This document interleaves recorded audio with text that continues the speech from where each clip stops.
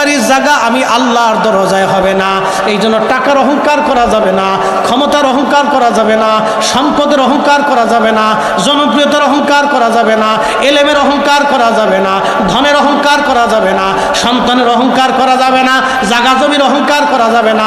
মানব হিসেবে আমাদের কোনো অহংকার নাই, আমলের অহংকার করা যাবে না, এলেমের গৌরব করা যাবে না। আমরা মানুষ, আমাদের কোনো অহংকার নাই। অহংকার একমাত্র আল্লাহর। অহংকার কার? আদম সফিল্লাহ অহংকার করলো, আল্লাহর সাথে তর্ক করলো। আল্লাহ রাব্বুল আলামিন বলেন দূর হয়ে যা, বিতাড়িত হয়ে যা, আমি আল্লাহর দরজায় আর তোর কোনো জায়গা নাই। তার মানে আজাজিল যা করলো আমাদের উল্টা তাই করা লাগবে।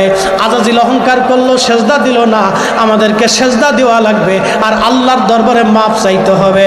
আমরা যখন সেজদা দিব, আল্লাহর দরবারে মাপ চাবো, আমার আল্লাহ আমাদের জীবনের গুনাহগুলি তখন মাফ করে দিবে। কি কথা কোন ঠিক কিনা?